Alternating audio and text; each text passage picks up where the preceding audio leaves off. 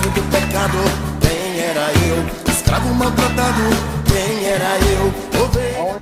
Onde a palavra diz: ordene estas coisas e ensine-as. Ninguém o despreze por você ser jovem. Pelo contrário, seja um exemplo para os fiéis na palavra, na conduta, no amor, na fé e na pureza. Até a minha chegada, dedique-se à leitura pública das Escrituras e exortação ao ensino. Não seja negligente para o dom que você recebeu, o qual foi dado mediante profecia com imposição de mãos pelo presbítero.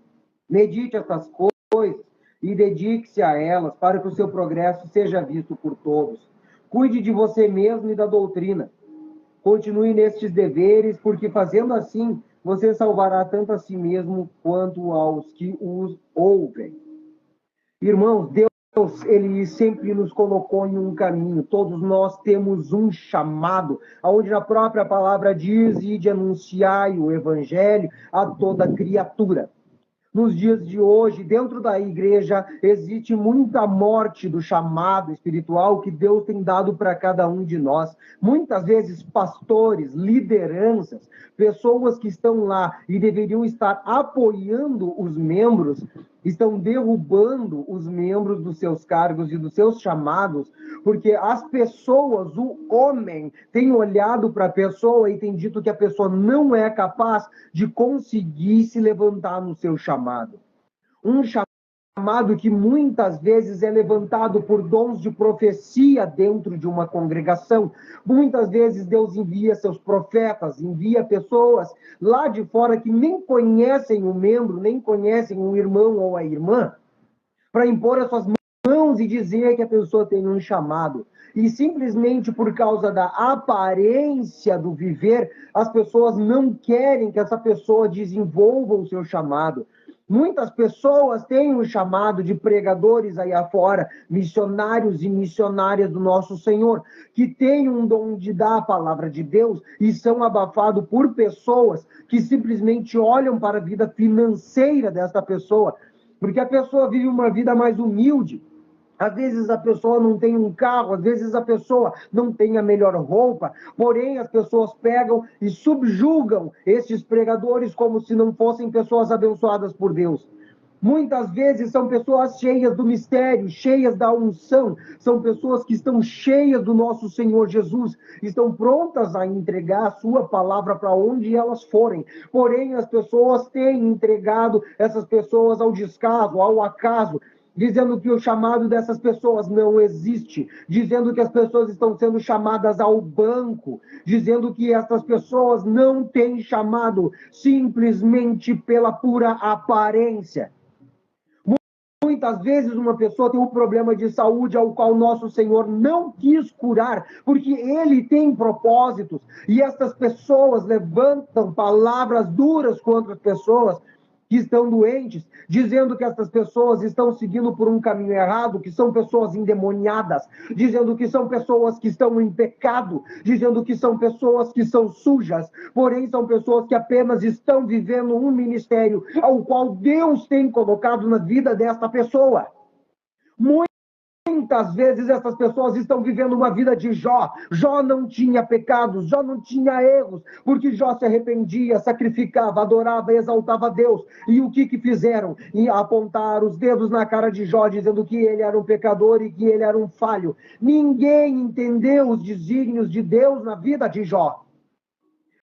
Assim como esta carta aqui que foi enviada diretamente a Timóteo, porque Timóteo, ele era um jovem. Então, nesta carta, o apóstolo fala: não se deixe levar simplesmente por causa que os outros, as outras pessoas, as outras lideranças estão olhando para ti simplesmente como um jovem, como uma pessoa que não tem instrução. Pelo contrário, utiliza da chamada que Deus te deu. Usa das escrituras sagradas ao qual o nosso Senhor dispôs para nós. Estuda as palavras do nosso Senhor, permaneça em jejum, permaneça em oração, em consagração, e se encontra com o nosso Senhor Jesus. Ide e anunciai a palavra do santo evangelho do nosso Senhor. Não precisamos nos preocupar com o olhar do homem lá fora, que muitas vezes as pessoas não estão mais levando a sério aquele que vem anunciar o verdadeiro e sagrado evangelho do nosso Senhor Jesus. Hoje em dia é uma vida de comodismo, é uma vida de falácia, é uma vida na barbadinha, aonde tudo é permitido, aonde eu posso tudo, porque tudo me leva até o Senhor, mas isso é uma mentira. Nosso Senhor morreu em uma cruz para que nós tivéssemos um arrependimento genuíno e verdadeiro. Um arrependimento genuíno e verdadeiro significa renunciar aos erros do passado, renunciar ao nosso pecado, renunciar às coisas que aconteceram lá fora. Não é por causa que as pessoas lá fora ficam depositando em cima de nossas costas cargas e fardos mundanos e seculares de doutrinas de homens, aonde eles querem que a gente siga um padrão físico, um padrão de aparência, e aqui dentro nós não temos nada. Não adianta a gente fazer tudo aqui fora, mas aqui dentro a gente não muda nada. Muitas vezes, a gente está com o nosso terno, com a nossa gravata, sapatinho, as irmãs estão com o seu vestido, com a sua saia, com a roupa bem fechadinha, coquezinho na cabeça, mas o coração tá pura maldade, tá pura inveja, arrogância, prepotência, egocentrismo. Mas, irmão, tu tá falando isso, tu tá dizendo que tu é perfeito? Não, eu sou um homem falho também. Eu luto contra o meu ego, eu luto contra a minha arrogância, eu luto contra as palavras que eu mesmo lanço, porque antes de lançar numa live, numa pregação, Deus lança isso contra mim, porque não me adianta estar entregando palavras de amor verdadeiro do nosso Senhor Jesus, palavras de entrega verdadeira, de renúncia, se eu subir num altar com meu coração fechado e podre. Enquanto eu tiver com olhos de condenação, simplesmente subindo num altar para falar da lei, nada me difere dos fariseus do passado. E eu quero que entendam, Deus não odeia os fariseus, porque os fariseus eram doutores em lei, eles estudavam, eles faziam tudo na vida deles para entender a lei. O problema dos fariseus é que eles faziam isso de um modo automático. Eles não faziam isso de coração entregue para Deus. Deus nunca odiou os fariseus, mas sim a maneira que eles estavam fazendo as coisas. Estavam fazendo tudo para o seu ego, estavam fazendo tudo para o seu eu. Nada difere das igrejas, muitas que tem aí hoje em dia. Eu não gosto das palavras ao qual eu venho a trazer, porém Deus manda eu dizer, igreja, acorda. A igreja não pertence ao homem, não pertence aos pastores, às missionárias, não pertence às lideranças. A igreja pertence ao Senhor Jesus. Não podemos tentar conduzir todas as coisas com as nossas mãos, mas sim com a palavra de Deus e com o Espírito Santo a guiar o nosso coração. De nada me adianta ter acesso à palavra de Deus, de nada me adianta estar aqui, uma Bíblia na minha mão, uma Bíblia de estudo, tendo conhecimento, tendo a teologia ao meu lado para poder explicar as coisas ao qual eu não consigo ter entendimento e começar a receber isso na minha cabeça, mas não entregar nas mãos de Deus para que Ele me guie para falar as coisas. Muitas vezes, por falar a verdade, nós vamos ser odiados lá fora, não somente pelas pessoas do mundo, mas sim também pelas pessoas de dentro da igreja, assim como Jeremias foi odiado pelos sacerdotes de alto escalão, onde as pessoas diziam, esse profeta só abre a boca para falar maldade e destruição sobre o nosso povo. Porém, se Deus ainda está chamando, Deus está pedindo, acorda igreja, é porque Deus está dizendo, acorda enquanto há tempo de mudar.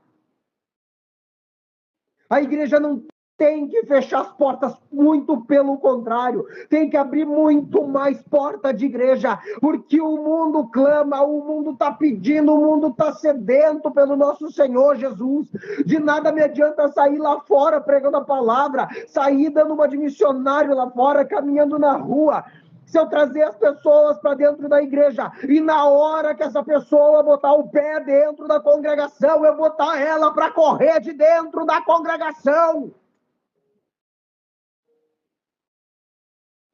São poucas pessoas que vão olhar essa live, esse vídeo, eu sei. Mas Deus pede que eu envie essas palavras aonde eu for.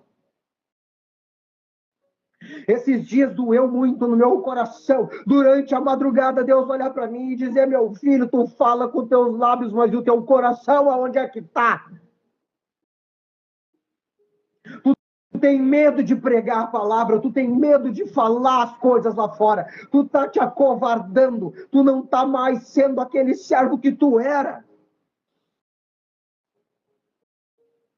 E é isso que Deus quer para nós. Ele diz para mim, ele diz para ti: cadê aquele servo que tu era? Cadê aquela serva que tu era, que orava pelas madrugadas? Não aquela oração automática: ó Senhor, meu Senhor, grandioso, onipotente, grandiosíssimo. Gente, palavras feitas pela boca do homem para tentar engrandecer. Deus quer uma oração feita pelo coração da gente. Deus quer que a gente se entregue com o nosso coração, com a nossa alma, com o nosso ser. Deus não quer que a gente entregue orações automáticas, como os fariseus faziam, que se levantavam na frente de um povo e começavam a gritar: ó, porque eu faço jejum, eu faço orações, ó Senhor. Deus não se agrada de gente assim e de orações hipócritas e falsas. Deus quer um coração sincero e voltado a Ele. Deus está clamando: acorda, igreja, acorda, igreja, acorda, igreja, acorda, igreja. Já não é mais tempo de brincar, não é mais tempo de fingir. A morte dos chamados de Deus está acontecendo nas igrejas aí afora. Muitas vezes nós não entendemos que nós estamos matando o chamado de muitos irmãos. Quando um irmão sobe no altar para uma oportunidade de louvor e aquele irmão ainda não tem um dom de uma voz boa para cantar, e muita gente fica olhando com cara feia, debochando. As pessoas não auxiliam, muitas vezes as pessoas conhecem o louvor e não ajudam esses irmãos. Às vezes as pessoas que são responsáveis pela mesa de som ficam abaixando o volume, diminuindo, fazendo coisas para que a pessoa pegue e erre o louvor, simplesmente quando alguém está começando a cantar melhor, quando alguém está começando a desenvolver esse dom. O dom do louvor e adoração é simplesmente para Deus, não é para agradar o ser humano. E as pessoas estão achando que são estrela, que estão fazendo um show em cima do altar, em cima dos púlpitos de adoração a Deus. Igreja não é festa. Igreja não é rave, para estar com luzinha piscando e todo mundo gritando só na emoção, mas sim com um coração de verdade. Do que adianta estar lá os melhores cantores que tem em cima de um altar se o coração está podre, está sujo? Tem muita gente que está lá embaixo sentado, lá no banquinho, lá que queria estar adorando e cantando, louvando o nosso Senhor Jesus, e todas as igrejas têm deixado sentados no banco, simplesmente porque julgam que essa pessoa não serve para louvar, porque a voz dela não é tão bonita. Mas quem é que fez a voz desta pessoa? Foi o nosso Senhor Jesus. Ele, nosso Deus, Criador, fez a voz desta pessoa. E Ele fez a voz de acordo, agrada aos ouvidos dEle. Muitas vezes os irmãos e as irmãs são deixados no banco por causa de uma pregação simples, uma pregação sincera, às vezes até mesmo uma pregação curta. Mas quem é que inspira o coração desta pessoa a trazer a palavra de Deus sobre este altar? É o Espírito Santo que mexe na vida dessa pessoa. A morte dos chamados de Deus está acontecendo. E quem está matando não é o mundo, não são as pessoas que não são cristãos, é a própria igreja. Acorda, igreja de Deus. Vamos voltar lá atrás, quando o que estava aqui dentro do nosso coração era a vontade de pregar, trazer todo mundo para perto, salvar todas as almas. Não simplesmente fazer shows pirotécnicos dentro de uma igreja. Ou também não subir em cima de um altar e ficar pregando santidade na minha própria vida, dizendo: eu sou santo, eu sou o melhor. A igreja do Senhor é totalmente pura e sábia e santa. A igreja do Senhor é uma obra perfeita, feita por homens e mulheres imperfeitos. Todos nós somos sujos, podres e imperfeitos. Nunca nós seremos perfeitos como nosso Senhor Jesus é.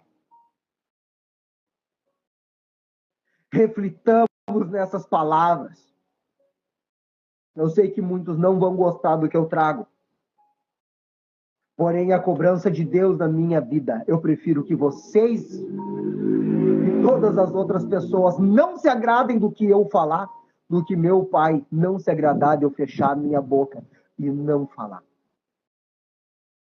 Que Deus abençoe a vida de todos, nos traga um refrigério espiritual, nos faça acordar e nos ajude a mudar o nosso coração e a nossa mente, para que voltemos a enfrentar e a auxiliar os nossos irmãos, a crescer no chamado. Deixo essas palavras no santo e sagrado nome de Cristo.